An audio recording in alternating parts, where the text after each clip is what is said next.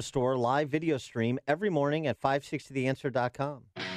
Making America great again with no apologies. Join me, Sebastian Gorka, for America First tonight at 10 on AM 560, The Answer. The Answer. Sounds better in Hungarian. Dan and Amy coming to you live from Charles Equipment Energy Systems and displays part of our AM 560 Signature Bank Business Tour, 4th annual, wouldn't you know? Yeah, which you kept calling the 3rd annual. So you had an Amy moment where you got your facts wrong, Time Dan. flies. And I'm having food coma because of that wonderful breakfast souffle with it. What's in there? Italian sausage. Yeah, they're amateur eggs, chefs here at cheese, Charles Equipment Energy Systems. potatoes. Renaissance men, not just industrial energy equipment here. Now, AOC, on the other hand, the quote-unquote pompous twint, as our friend Patrick Moore, one of the co-founders of Greenpeace, called her recently. She's wrong on climatology. She's wrong on economics. She's wrong on dictators. And she's wrong on ICE. And on the ICE piece in particular, former Trump ICE director Tom Homan was none too happy with what she had to say about ICE because it was false. And he took to Fox and Friends this weekend to respond. She tweeted this. She said, "If you're mad that I think people should know when Dems vote to expand ICE powers, then be mad." She writes, "ICE is a dangerous agency with zero accountability, widespread reporting of rape, abuse of power, and children dying in DHS custody. Having a D next to your name doesn't make that right." And you say, okay, let's talk about it. I was supposed to be in an airplane this morning going to Dallas to do an event with Sheriff Bill Wayburn, Sheriff from Tarrant County, and I canceled my flight to respond to this. So I'm sorry I couldn't make the event for Sheriff Wayburn, but I had to be here. Look, she said we're dangerous. What's dangerous? You have a congresswoman that doesn't know fact and fiction. You have a congresswoman that doesn't know how to tell the truth. I forgot more about this subject than she'll ever know in her 2 whole months of being a congresswoman. She said 3 things. She said that ICE was holding children down and injecting them with antipsychotic drugs. Are you kidding me? That allegation was made against HHS, a different agency in a different department, and she failed to mention those allegations were unsubstantiated. That was not ICE. As far as raping women and sexually abusing women, ICE rescued 310 women from traffickers last year. We found them. We saved them. We save women. We don't rape them. And the NGOs demand investigation in our facility like Huddle, massive sexual abuse. FBI went in there, did a full investigation, found nothing. I'm sick and tired of ICE agent officers who are being accused of this stuff. And as far as she said, children died in ICE custody. A child has never died in ICE custody ever. Give me one name of a child that died in ICE custody. 2 children died in custody of the Border Patrol, and it wasn't their fault. They did everything they could to save these women. So this lady, this congressman, needs to get her facts straight. What infuriates me, if I buried too many Border Patrol agents and ICE agents to have her spit on their grave or her spreading these rumors about ICE. If she wants to place blame on the 30% women being raped by these criminal organizations and children dying crossing the border, she needs to look in the mirror, because she supports sanctuary cities, abolishing ICE, open borders, which entices more people to come to this country. I'm upset. I've never been this upset in my career. And it turns out a couple of things. One is I don't think AOC understands that abolishing ICE and taking the shots that she's taken, fact-free as they were, as Homan outlined, it's not as popular outside her Twitter followers as she thinks it is, number one. Number two, even the New York Times reporting this weekend about the incidents of violent crime against women, against migrants trying to come to this country in McAllen, Texas, after Trump was ridiculed when he visited McAllen, Texas, back in January, 7th safest city in America, and all of this. Well, that may well be the case, but it doesn't mean that there isn't a substantive humanitarian problem at the border, including in the McAllen area where there is some barrier. And it was detailed in no less than the New York Times this weekend. And do you think she even knows the difference between ICE and Border Patrol at this point in time? Or how they work, or how they function? DHS, for that matter. Yeah. But she also, she refuses to denounce the Venezuelan dictator. You've had 2 years of sustained attacks by an administration of the nature that we have. Excuse me, hold on one second. Here we go. Yeah, so I think that this is absolutely a complex issue. I think it's important that we approach this very carefully. One, I am Myself, just like anyone else, who is absolutely concerned with the humanitarian crisis that's Yeah, happening. okay, so that's a no. Is that? Yeah, that's a no. It's a complex issue. It's very much like It's her. not complex. Her grandfather and political godfather, Bernie Sanders, said when asked about whether Maduro should step aside, and he just sort of gave the free and fair elections fortune cookie response because they just can't break from a fellow traveler like Maduro in Caracas.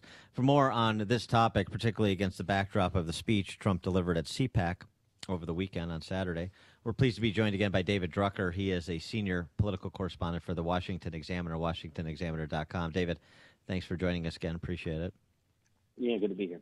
So, I mean, I know the conservative talk radio gets hit for being obsessed with AOC, but the reason there's so much attention on her is because it gets so much attention from the Beltway media, and in addition, because most of the putative leading Democrat candidates for president are frankly indistinguishable substantively on the policies they're promoting from AOC. And in fact, some are going even further, with Kamala Harris now embracing the idea of decriminalization of prostitution, which has been proposed by a handful of New York State legislators. So given that, if you agree with that premise, did you think Trump made the right call by framing 2020 as freedom versus socialism, as he did for most of his 2 hours on Saturday? Well, look, I think we'll find out if it was the right call as the 2020 reelection campaign unfolds. We'll have to see who he runs against and what that individual actually has to say about the matter. I don't think it's necessarily a bad call. I mean, the many Democrats where, years ago, 10 years ago, 20 years ago, maybe even 5 or 6 years ago, when Republicans would occasionally accuse Democrats of being socialists, they'd bristle at the label and say it wasn't fair and didn't represent their values. Democrats are much more, at least many Democrats in public life are much more comfortable with the label. Some have embraced the label.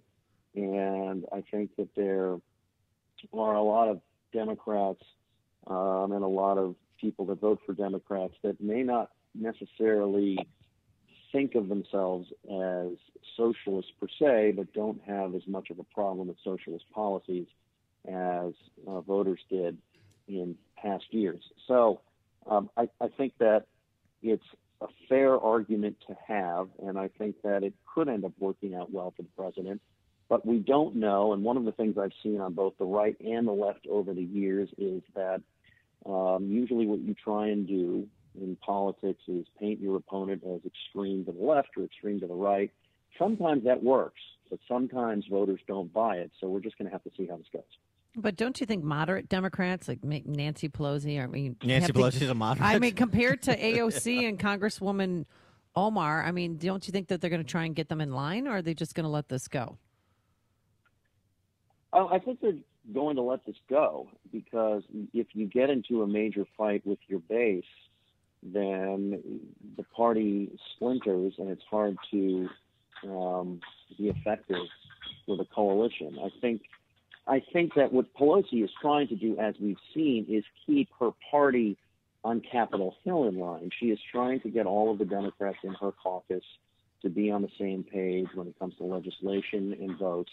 And I think a lot of the differences between Democrats, and this reminds me of Republicans during the Obama years, it's not so much differences of opinion on issues, but on tactics. And Pelosi is about as liberal as they come, but she's a pragmatist. She understands that actually the whole country isn't as liberal as she is. And she understands that the best way to make progress from a governing standpoint is to accept incremental victories and push for incremental victories. Whereas the more ambitious freshmen in her caucus, they believe that more people agree with them than actually do, and they're not interested in waiting around and doing things incrementally. I think she also understands that as a part of this, that one of the reasons the Democrats won a majority in the House in 2018 is because they won a lot of swing districts that had for years voted for Republicans, and they were able to win the votes of a lot of voters that had previously voted for Republicans. And I think she understands that, a lot of her members are going to have to vote with their district, at least on occasion, if they're going to win re-election. So I think she's trying to balance all of these things. But, look, when you have a presidential contest going on, eventually all of that won't matter. Eventually the Democratic nominee for president, when there is one, will be the leader of the party, at least until Election Day. But just going back to something you said about both sides try to paint the other's extreme. But with respect to the candidates we're talking about on the D side, there's not a lot of painting that has to go on. I mean, it's not like they're couching their positions or there is something that needs to be divined or dots that need to be connected. Bernie Sanders at his rallies in Brooklyn and Chicago said free college, said Medicare for all. Kamala Harris is talking about legalization of prostitution and the legalization of marijuana at the national level. You have Cory Booker. I mean, Cory Booker declaring Don't a war eat on eggs. eggs. I mean, it's just bizarre. But these are positions that they're actually taking straight away. The equivocation from both Bernie and AOC on Maduro, given what people are seeing happening on the ground in Venezuela, there's no sort of casting that needs to be done here. All you have to do is just say, "Hey, look here," or read this. Well, from a policy perspective, you're right. There are several Democrats that, as I explained, there are several Democrats that have openly embraced socialist policies and in some cases the socialist label, and they've had no problem with that. I was thinking more of the president's approach of painting Democrats as wanting to install a Venezuelan authoritarian style of socialism in the United States. And look, that maybe that's what they're after. Most of them resist that particular label, saying they're not interested in turning the U.S. into an authoritarian dictatorship, but that they want to push the country further to the left and with more government involvement in everyday life. There are some other Democrats running, like John Hickenlooper, potentially Joe Biden, and others that are taking a little bit of a different approach on some of these issues. I don't think that it's a bad approach by the president. I don't think it's necessarily unfair. I was making a broader point that you're going to see both sides paint the other as extreme using that label. The reason it's important to understand that is sometimes it's not enough. In other words, it may work for Trump, depending on who he's running against, especially I think if it's Bernie Sanders or Elizabeth Warren, to say they want to move the country much further to the left than you're comfortable with. Their policies are extreme. It may work. If he's running against a Hickenlooper or somebody like that, it may not work, and it may not work anyway.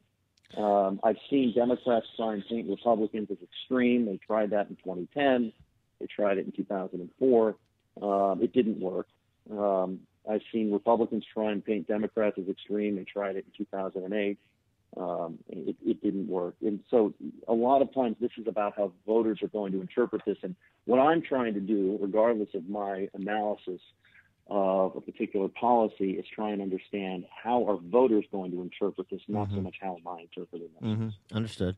I want to get your reaction, something that Washington Examiner covered, but the great irony of the Washington Post's credo that democracy dies in darkness, because it's in darkness where you'll find corrections by the Washington Post to their reporting. And I'm speaking about the correction that they issued now that it's safe to issue one. After blaring falsehoods, they make a correction where nobody much is paying attention except for the Washington Examiner to their coverage of the Covington Catholic school boys, and this against the backdrop of $250 million defamation suit that's been filed by Nick Sandman and his attorney against a number of outlets, including the Post. I just wanted to get your reaction as a journalist to the approach and the response that perhaps the lawsuit generated from the Post. Well, look, I mean, as a journalist, my goal is always to be fair and accurate, get the context right, get the facts right. I've made mistakes before. I've had to issue corrections before. This was obviously a major mistake. I think the Post is acknowledging that. Some people have taken issue with how they've acknowledged it. I know from my experience, as long as I've done this, and I plan to be doing it a lot longer than this, that I'll make future mistakes. So will others. It's important for us as an industry to try and minimize these mistakes. And I think one of the dangers in the current environment is that a possible fact or a supposed fact will show up on Twitter and go viral, and and we quickly make assumptions about whether something is happening or not. I've learned, sometimes the hard way, to be very careful with what I see before I have a full accounting for it. And so I think, this is a case where the Post is in a position where it's had to correct itself in a big way. I'm sure they're not happy about it, but we have all, outlets, journalists, made mistakes and had to issue corrections, and it's just we need to work harder, I think, as an industry to minimize that. I just think that I think that's fair. I think that the Washington Post had to correct itself in a big way. That's the problem. They don't correct themselves in a big way. They don't correct themselves with the same fervor that they report things that turn out not to be true. And I think that's where the skepticism breeds. So if you own your mistake, then fine, we move on. But if you sort of don't own your mistake by burying it on, back in the print days, page 16A in the corner, then that's not exactly being an honest broker. And that's, I think, the problem. Yeah, well, they did it because their back was against the wall. I mean, really. They had no choice, which is good. I'm glad they came forward and finally admitted their mistakes. He is David Drucker. He is senior political correspondent for the Washington Examiner, WashingtonExaminer.com. David, thanks for joining us. Appreciate it. Anytime. Thank you. And he joined us on our turnkey.pro answer line. There's only one radio show in Chicago talking about today's biggest stories and telling you what they really mean. That show is this one, Chicago's Morning Answer on AM 560, The Answer.